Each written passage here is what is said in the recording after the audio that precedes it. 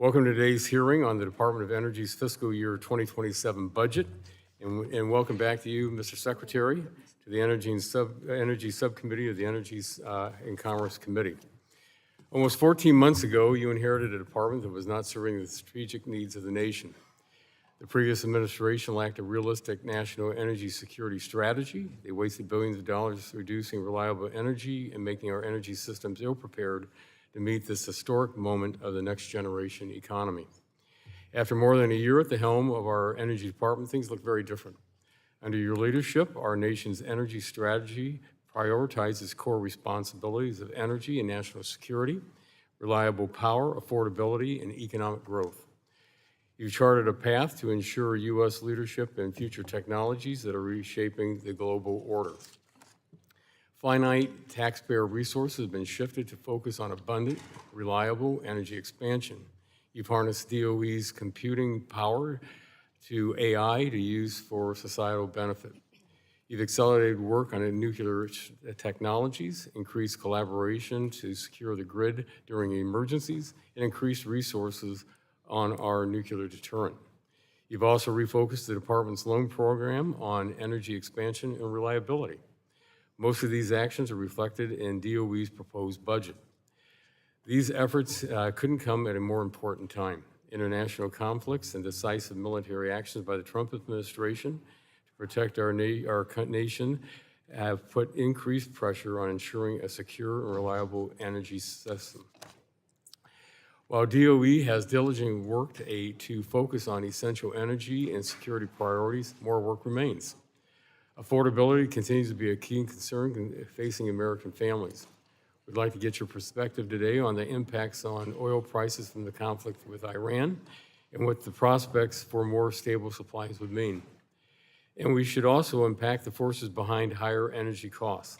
Average utility bills rose by 11% in 2025 after increasing by 29% in 4 years prior and substantially higher across our nation's bluest states. In fact, recent reports from the Lawrence Berkeley National Lab confirm that far-left policies are driving price increases that are burdening households and businesses.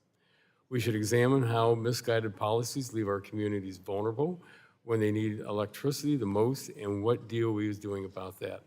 Recent weather events during Winter Storm Fern exposed the risk of over-reliance on weather-dependent energy.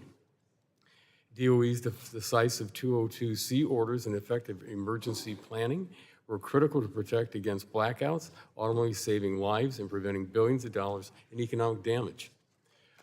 While mismanaged public policies disrupt our power sector, historic projections of demand growth from data centers and reshoring manufacturing continue to climb. Data centers alone could consume up to 17% of the total electricity, which is also 60% higher than estimates projected in 2024.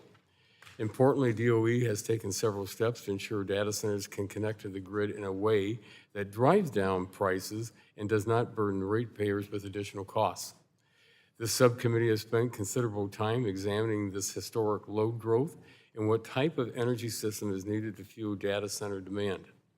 Without fail, experts across the field have testified that the answer is dispatchable, reliable, and affordable supplies of baseload power. In recognition of these needs, the department has prioritized dispatchable resources that can power next-generation technologies and can keep the lights on when we most need it. Alongside these efforts, the department has focused on ushering in a nuclear renaissance.